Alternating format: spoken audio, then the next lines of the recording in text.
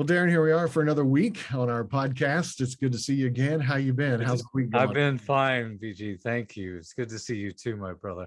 Yeah, I am interested in what's going on in that mind of yours and heart. What have you been thinking about this week? What direction do you want to take us today?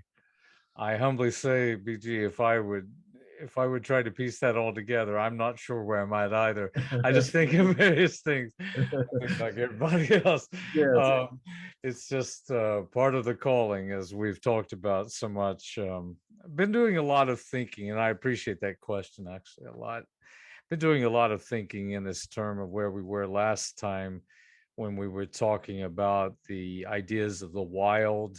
I remember talking about that, and I hope that a lot of us remember that. And that sense of being, I think, wild and free has deepened inside of my thoughts for the past while. And I've come around to, I keep being reminded of Thales's great line of know thyself. If a lot of people might have known this, but I teach this a lot in the courses in philosophy. Know thyself is one of those ancient dictums that come down to us in Western thoughts. And I don't want to say Western thought because that kind of delineates us a bit, but it comes from the ancient Greeks. And historically, it comes down through Western philosophical societal thought as being one of the great lines of all of time. Thales is the one that it is accredited to.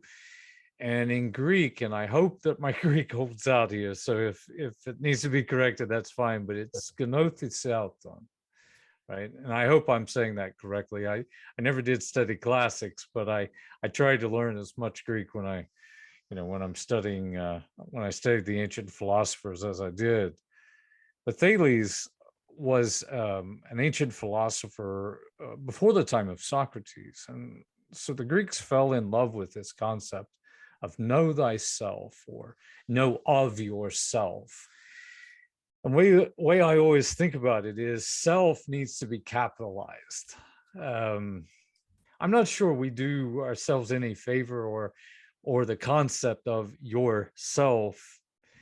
I don't think we do it justice by putting it off into one word, and usually if it's in the middle of a sentence, which it usually is, it's in a lowercase y, and it's just a little one word, yourself. Know yourself. Yeah. And I don't want to do that. I want to capitalize upon that. I want to take two words and I want to capitalize in your, capital Y, self, capital S, two separate words, yourself. Now, in that concept of your, the only reason I'm capitalizing it is just to get the emphasis. So you could leave it in small case, but I definitely want to capitalize the S in self. Because whatever that is inside of you, me, and everybody, everyone who's listening to us, everyone who's thinking, that idea of self is you. That's you. That's the inner part of you. That's to go back to the ancient concepts of it, or the ancient way of thinking. You could call it the spirit, the soul. Some thinkers even think it's in back of all of those. It's like it's you. Whatever you are, yourself. You've always heard it. Freud called it, I don't know really what Freud would call it. I guess it would be the ego. It might be farther back. I'm not a psychologist, nor do I, nor do I want to step on any toes with that. But in each case, there is this sense of Thales, back to his dictum, back to that saying, know yourself, like know who you are. And that is such a I don't know, almost like a clarion call, isn't it, of what we need to be doing today. Though I wonder, just for the sake of being honest, if we really do that at all. I think, and I'm wondering about this, and this is me casting some thoughts out there. So again, we're always inviting people to chime in here, but Yes. come come with come with this thought that if we look around at the modern age, we are doing everything to get our minds off of whatever this self of ours is. If you think about the commercials, they're always wanting you to buy something, right? And they'll say you'll be happy if you get this. And what they're saying is yourself will be happy. Mm-hmm. But it won't occur because you're gathering something that is physical, as if that the self, which is non-physical, whatever it is inside of you, how can it be happy? I mean, you might be joyful. I mean, everybody loves to get something new and useful, and it's great. But slowly but surely, and sometimes even quickly, it runs out, Mm-hmm. right? It just goes away, the charm of it. And still, so we're left with the attitude of buying things. I mean, video games too, nothing wrong with those.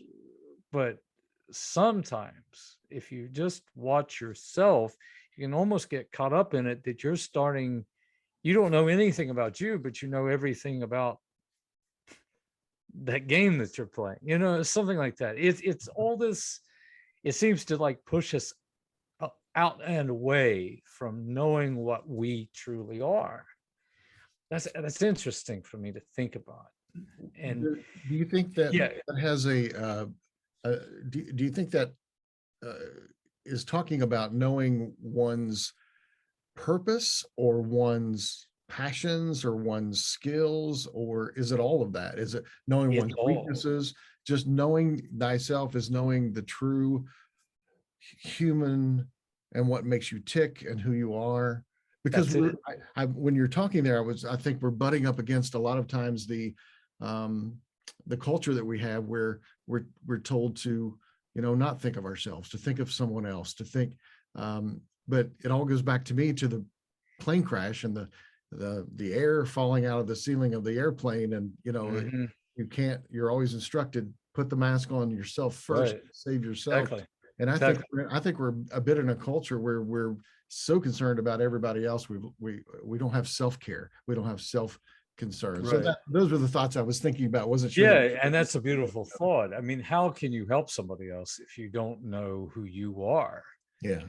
And what is ever affecting you is also affecting someone else. So in some ways, um,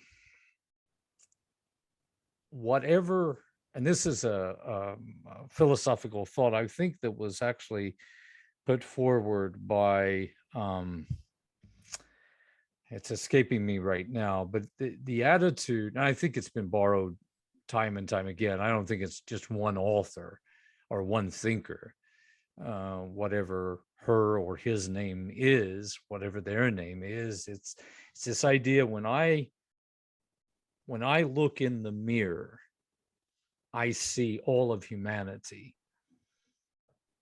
Now that is let me show you where I'm kind of, I don't mean to show you, but if I can think about this, uh, when I've taught on this, it rings inside my mind as being something very powerful. That whatever affects me in a good way or even a bad way, I'm a human being and I'm just like everybody else. So in the sense of whatever I can find that inspires me, encourages me, helps me or enables me to know my passion, can help somebody else too. Whenever I feel that it affects me for good, it'll affect someone else for good as well. Mm. That's the thought. Now, a lot of people might debate that, and that's fine. But if we go back to Thales and this idea of pursuing who you are, like what makes you tick, what is your passion, what is the driving force of you, what is your purpose. And once you know that, like you were illustrating, I can then begin to help others find their passion, their purpose. Plus, I can inspire them with however I can contribute to their lives, and they can contribute to mine. But if I don't know myself, or if I don't know really these 4 great philosophical questions I'd like to share. But did you have a point on that, my friend? Did you? Not at all. No, Okay. I was. I thought you might. No, Yeah, but no. I appreciate. Just Yeah. just investigating the thought process of what I think maybe our listeners might be thinking is, this cultural battle that we sometimes have of, and the Bible, Christ said, prefer others above yourself. So there is a humility and a service heart that we're supposed to have. But you're talking about something different today, and we're talking about knowing yourself, and I'm sure you're going to dive deeper into that. But yeah, I wanted to balance that in my own thoughts as you were speaking. yeah, of course, and I want to talk about that. This is really interesting. It's a fascinating question, because there are 4 great philosophical questions that everybody has to deal with. And I think I might have covered these in one of the videos that we've talked about. But it's the first question is, what do you believe? What is eternal for you? What is beyond you? I think we might have even talked about this just recently, but what do you believe in? What is beyond you? Second question, what do you know? Third question, what do you feel? What's your passion? What's your driving forces? What is beauty to you? And then the fourth question, not the last necessarily, but the one that, if you take them in order, is what do you do with it? So what do you believe and what do you do? What do you know? What do you feel? So if you think about that, these questions, these very important questions, are part of knowing yourself. And what is inspiring to you, whatever enables you, then will enable someone else, even on their journey of discovering what they believe, what they know, what they feel, and what they do with it. Now, we can all share in the guidance of that, but until we wrestle that within ourselves and begin to think upon those questions and apply them to our lives, then, or when we do, I should say, that's when we really begin to get what a friend of mine in seminary would always say, the oomph, whatever the oomph was, of life. Yeah. Like when you meet someone who's on their purpose and has a great calling of their lives, you know it. And we would always look at each other and we'd say, they got oomph. And that's all we could call it. It's oomph. Yeah. And when we would think about that, my friend was actually from Haiti, and he was getting ready during those days to serve the Haitian community in New York City. That's where he was heading, but in his ministry. But when we talk about that, we couldn't really put our minds upon it. We couldn't describe it.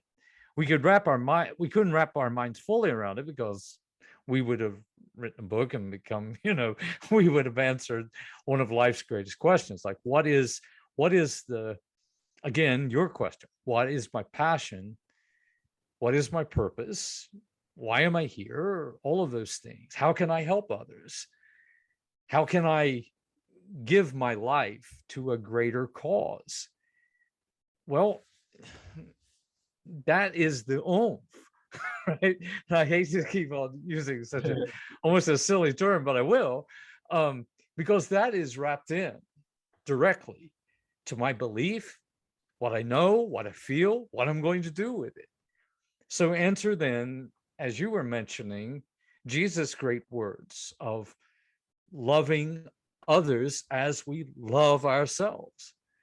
So in that beautiful way, we are loving ourselves, because the saying or the teaching is not love others, period. It's love others as you love yourself. And so there's a way, I believe, that Jesus is calling for an understanding of an ethic, that what is affecting you is affecting someone else. And if you treat that person with dignity, with respect, the way that you wish to be treated, then you are on a beautiful path, a very good path, a very courageous path, and a very path of truth, and the truth shall set you free kind of idea. Because what you're doing by knowing yourself is you're seeing your importance. You're seeing yourself as being one with dignity. You can figure out what you believe. Why would you chase around what somebody else believes and that they've convinced you to believe it too, when you've never wrestled with what you really believe in? See, so you're not a follower. You're only a follower, and this sounds very challenging, but I will say it. You're not knowing your belief, you're knowing theirs, and you're adopting it. You've never asked yourself that question. So then how can you convince someone that this is inspirational if you really haven't done the work that it takes in being human to figure it out for yourself? Now, I'm not saying that you're going to come down with or come up with some of these wild ideas that are just so horrendous, because that doesn't follow that you can give this away, that that's inspirational for them.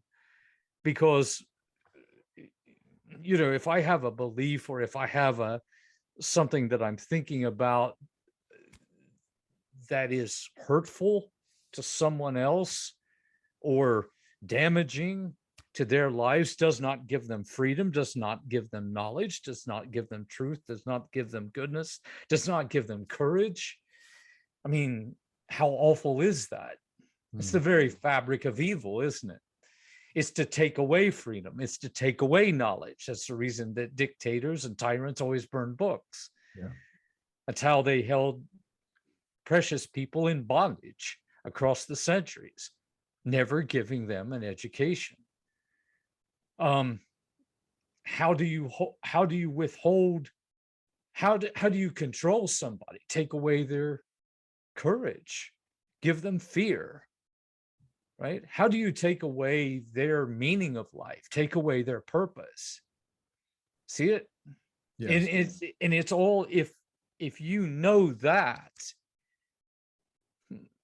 that's a beautiful thing, because if you know you and whatever can be inspirational to you and good for you, and I'm talking about good for you, courageous for you, then when you give that away, because that is goodness, that is such a powerful idea, isn't it? And now we're back to love your neighbor as you love yourself. Yeah.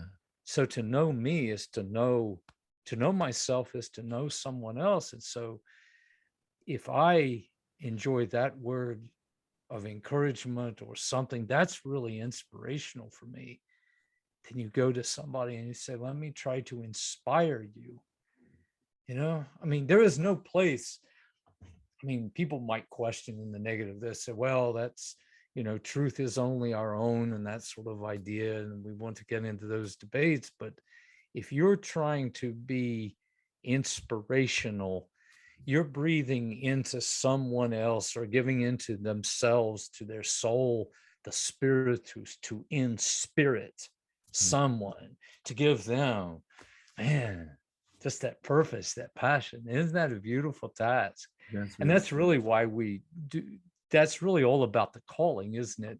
I mean, you and I have shared about the calling. We're both men of faith, but I mean, it's not necessarily true that you have to have a faith identical to everybody else, but you're always serving a higher being or a higher purpose, aren't you? And so you're giving yourself to that which is good.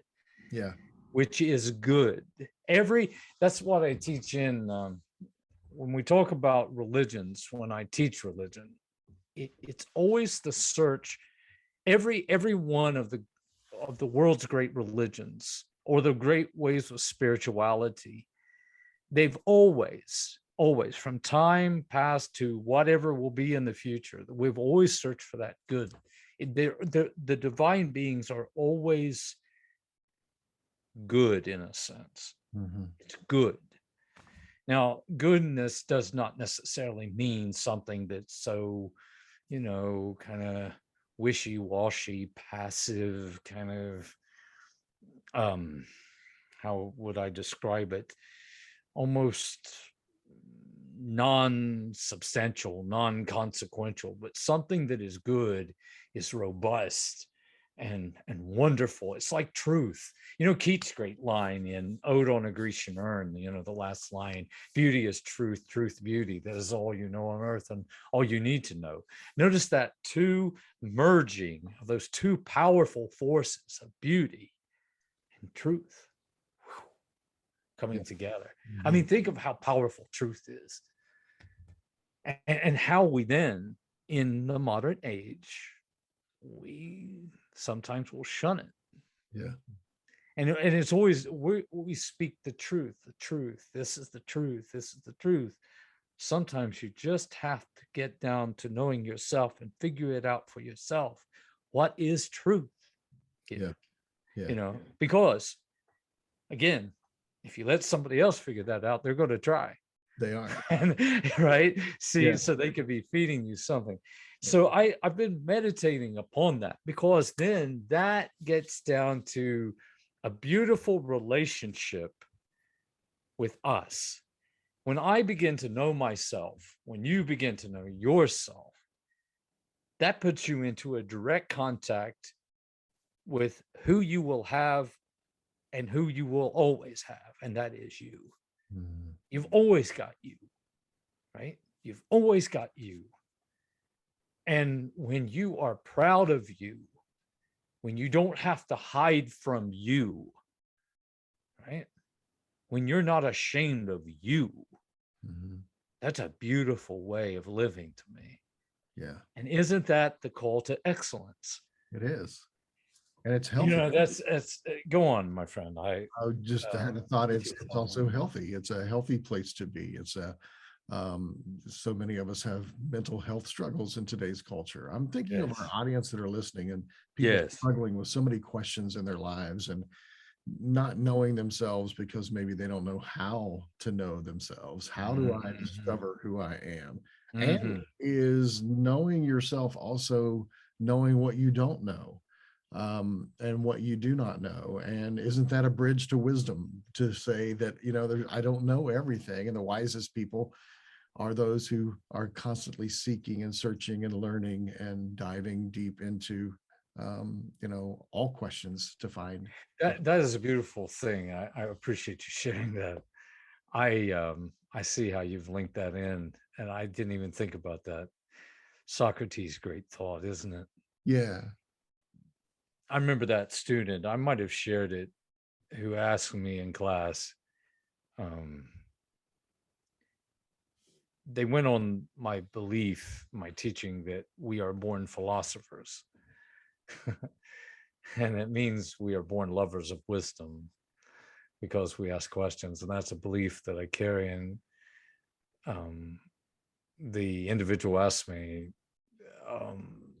when is it that philosophy leaves us, because obviously, he said, everyone's not a philosopher. So I said, well, when wonder leaves you, then, then that's the point. So recently I was in a restaurant, and this couple, I walked in, I just got a, pickup and or carry out, however you want to say it. I went into the restaurant for some food, and this couple kept on looking at me. You know how you always feel that someone's staring at you and you think, what are you looking at? Well, I must say that I was kind of lost just in my thoughts, and one of my favorite songs by the Goo Goo Dolls came on, and so I was singing to it. I was just sort of singing along. Yeah. And the couple I kept on feeling that stare, and I turned around and they waved at me. They just went like that, right? And so I walked over to them. I thought, do I know you? Or, and the man said to me, we were just trying to figure out what you do for a living. Like, who are you? What are you doing? And I thought that was an intriguing question. I'd never been asked that before. Like, what do you do? Well, I had before, but not by a couple sitting in a restaurant and just out of the blue, it's like one of those things. And I said, I was trying to be a little bit, you don't want to say just, I do this, Yes. And I said, what do you think I do? And they asked me if I was a writer, if I was a singer, I guess because I was doing my rendition, the Goo Goo Dolls song. But I don't know why they said, I said, no, I'm not a singer, but I could be a writer. And, I was trying to be a little bit, I guess the word is coy, you're trying to play it along. And yeah. And then I told them I teach philosophy and religion. I'm a professor. I was first trained as a minister, still retained though. And the man said something interesting. He said that he told his 6-month-old son that he's going to be a philosopher. And the one sitting with him, she said, that was such a wide berth of, like a wide, I mean, what can you really do with that, right? And then I said, well, philosopher means he's a lover of wisdom. And isn't that a great thing to be? Can't that apply to every one of us? And then I tried to leave, like, kind of gracefully. You imagine how you would leave after a question like that. Do you get simply a wave, or, try to go out with a bang instead of a whimper, as Bertrand Russell wrote. But I just began to think about that. I thought, what do I do? I mean, I sort of took it personally after, I can talk on being a philosopher, being a lover of wisdom, of course, but I began to think, like, what is it that I really do? This goes back down to, I was at a dinner one time with as a group. It was through the church, I believe. It was a larger meeting. It was back when I was pastoring a church, and one of my seminary fellow students had was doing ministry nearby, and he was waiting on the tables because it was at a church that he attended or something like that, and he was just, I know it sounds really obscure, but he was waiting on tables as we were eating, and he was serving food because the church was serving food or something like that. I can't really remember what the meeting was about because it's been quite a time ago. But someone asked him, what do you do? I said, what do you do? And he said, I love my neighbor as myself. That's what I do. And then he smiled. I thought, man, that's really interesting. Yeah. It's not a title, is it? It's an action. No. So how would I answer the couple Well, I don't really know. I try to give wonder to people. I try to transform lives. I follow my calling ever so meekly and humbly as I can. It's an interesting word, meek, to have meekness. You know what it means in the original context? I just learned this recently. I'm always learning something, right? I learned that to be meek had an original context of having a sword but not using it. It meant to sheathe the sword. So in other words, it has to do, the meek shall inherit the earth. Those who could react with violence, who could do otherwise, but who, knowing their calling and knowing their great purpose, puts the sword away and wishes to do good, right? Mm-hmm. That's an interesting correlation, isn't it? Because to know yourself means to know you can do otherwise. Now, this is something I believe is really encouraging. It's very profound. How do you know what goodness is if you're not capable of doing badly? Right? How do you know what goodness is if you're not capable of doing evil? How do you know what it is to give encouragement if you know how it is to be encouraging because you know how it is to strike someone down? You know your purpose because you know what it is not to have a purpose. See it? You know when you're wasting your time and when you're on your purpose. That is a beautiful thing right there. That is really some gold right there. It really is. Because there was when I lived in Great Britain, there was a chaplain at this college that I went to. I was at a dinner there, and he was the chaplain of the college. And he lived at the college. You know, it's the British system. And he was their chaplain. He lived there on site, on campus. And knowing he was a minister, and he's a brilliant one, he's a very intellectual guy, he's a musician, he's very accomplished. I asked him, and I'm not going to give his name because it's just not right. I mean, that's not fair. But anyway, I asked him, what do you do here? That was my question. What do you do here? And this is a beautiful thing. Let me tell you this. I said, what do you do here? And he said, mainly eat and sleep. Why? And that was his answer. Mm-hmm. What do I do here? Mainly eat and sleep. Why? And I said, well, I just really was just asking, you know, it kind of caught me off guard. And then he asked me, he said, do you like to eat and sleep? I thought, what an odd question.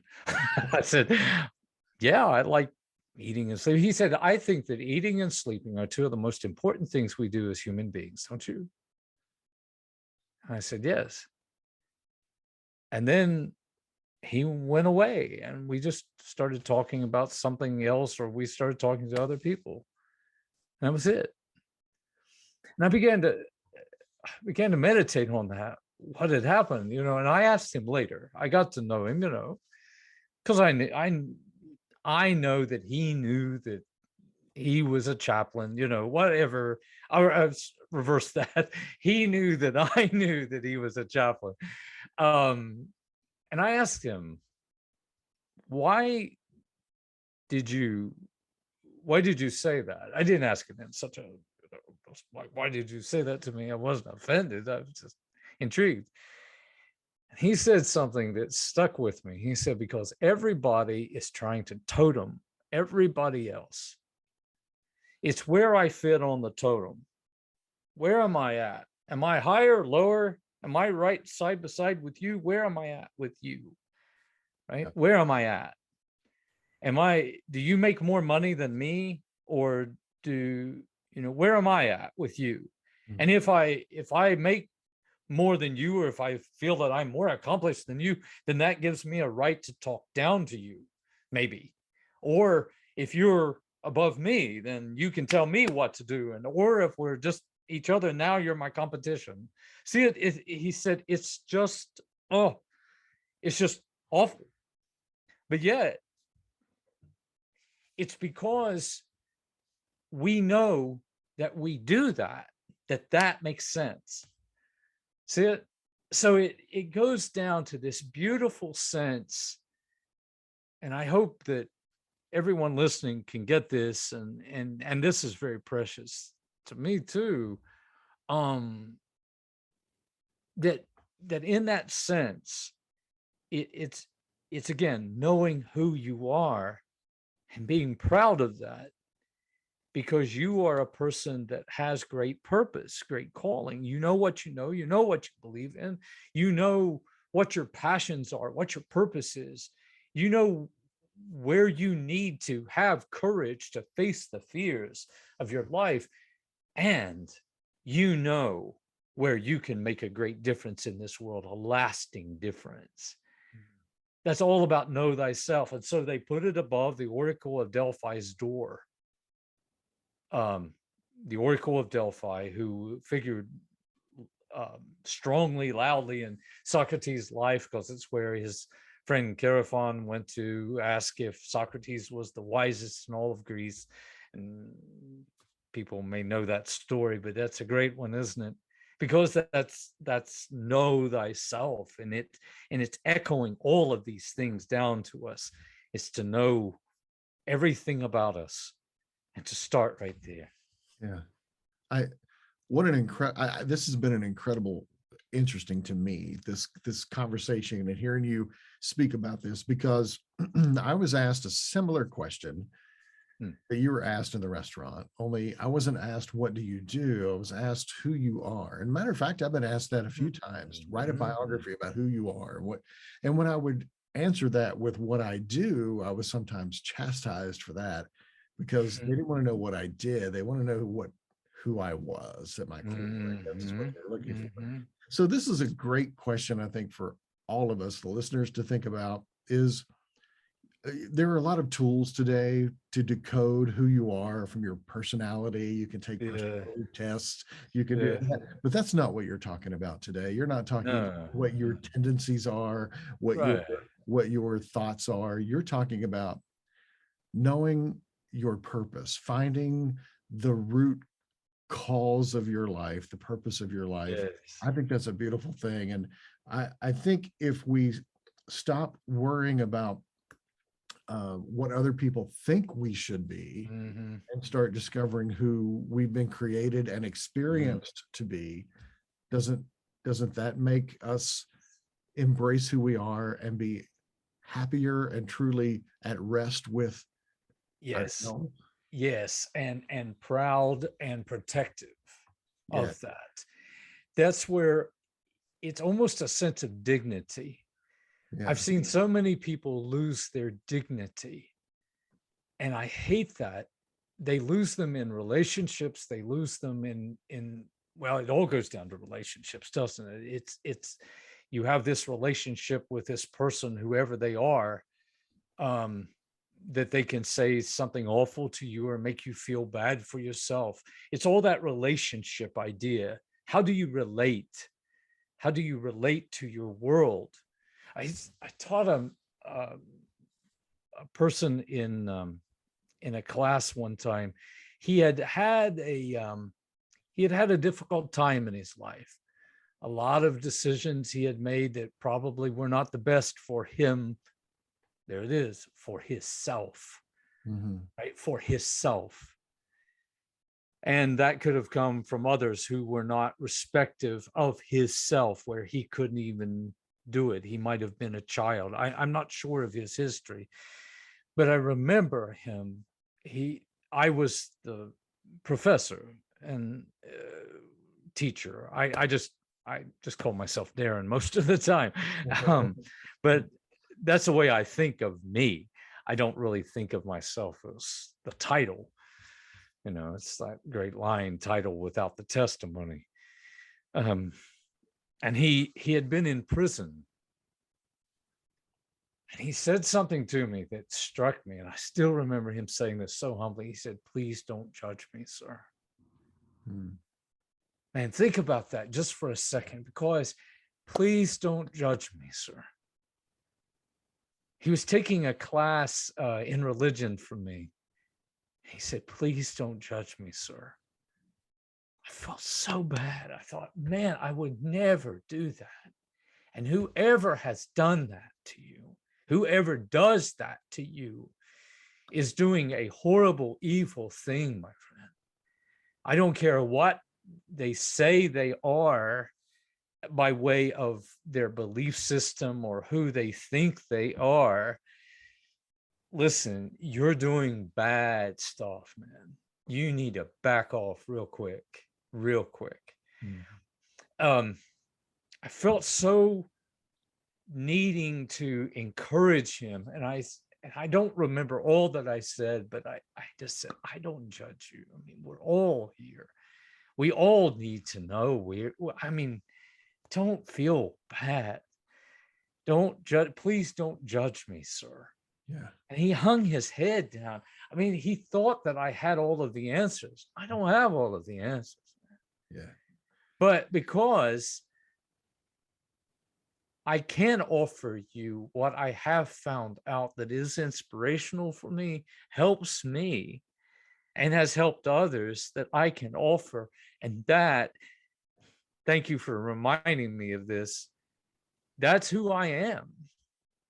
That's who I am. That's me. That's self talking, right? And I hope that people see that. So be done with all of this kind of posturing, like, I'm this, I'm that. It's, come on, man, that's a mask. Yeah.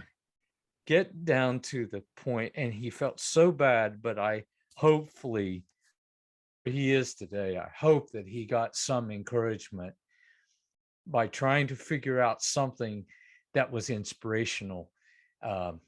He was trying to get an education. He was trying to work on his knowledge. He knows he can't know everything. He knew that. He knows that he won't make every best decision.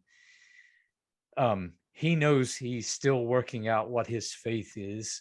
He knows what he's trying to still find out his purpose.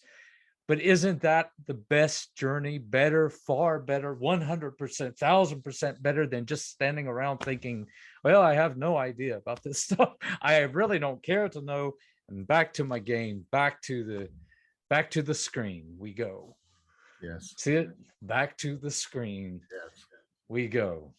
So I've been thinking a lot about that. That's what's been on my mind. And I could probably just keep on thinking about that, but that's where I've been led. So hopefully that someone will find that encouraging, challenging, deepening, inspiring, that you have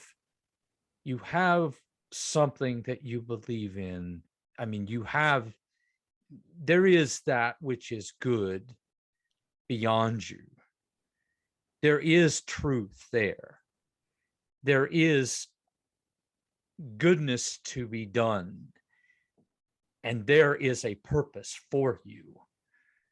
That's what I hope, humbly,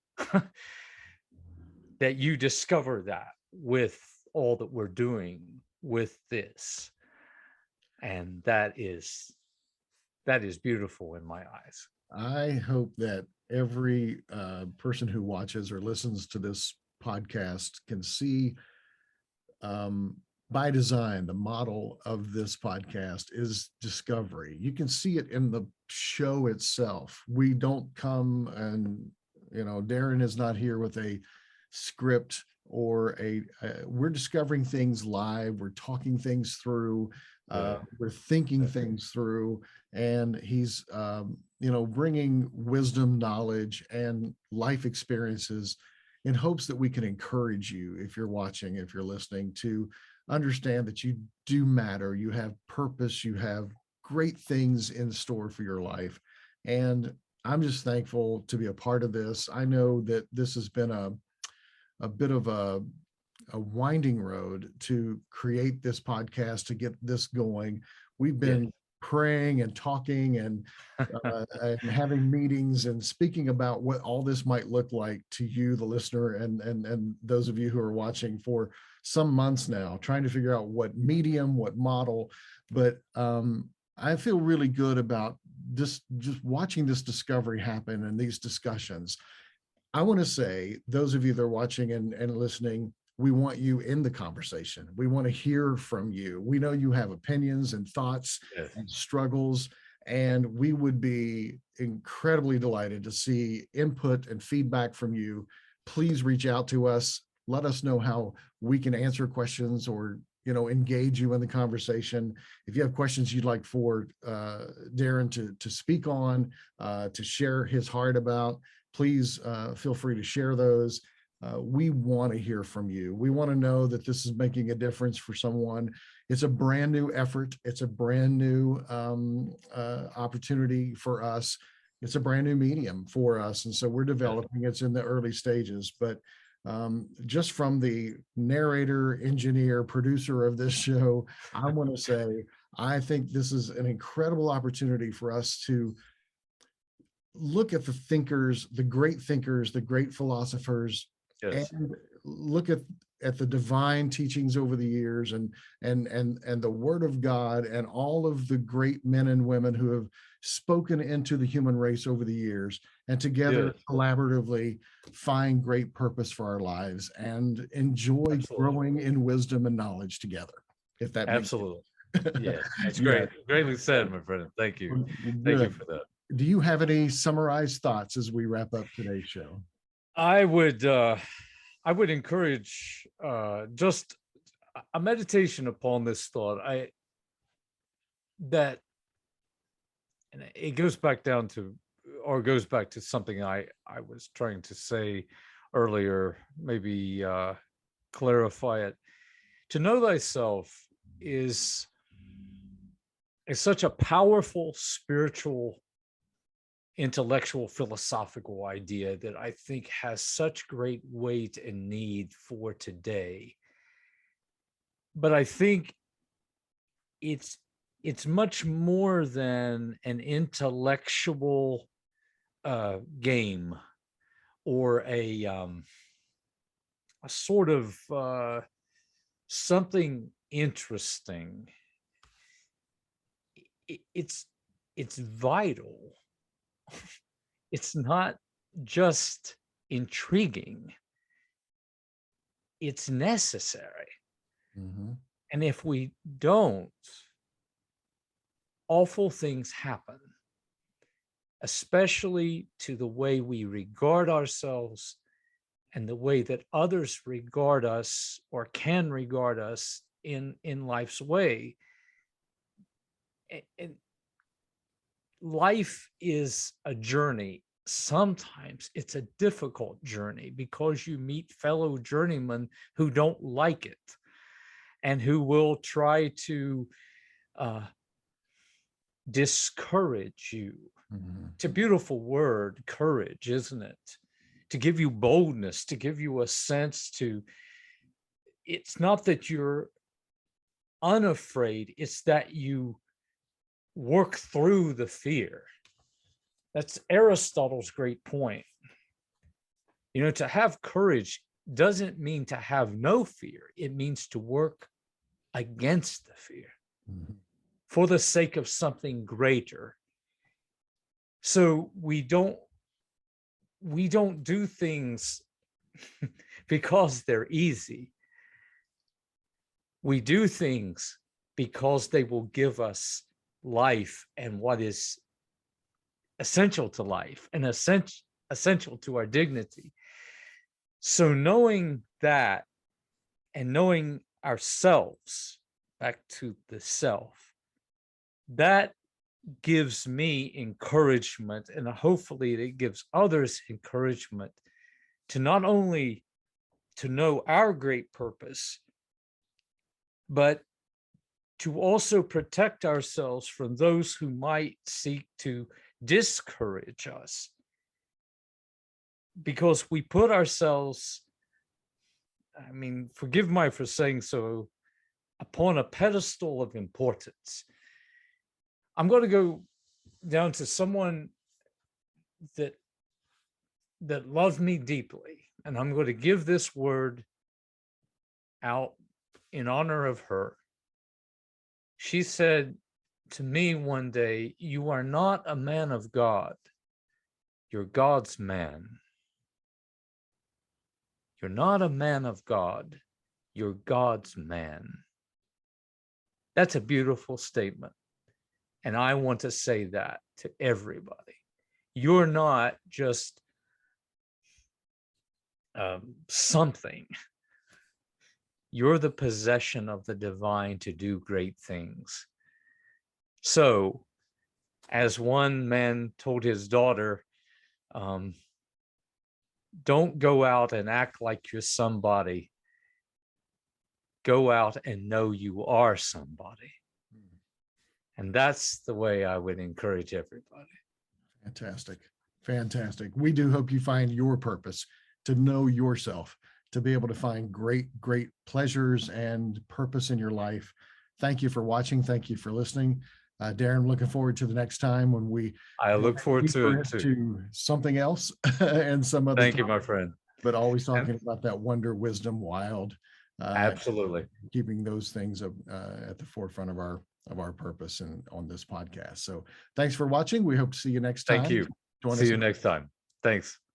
Bye for now.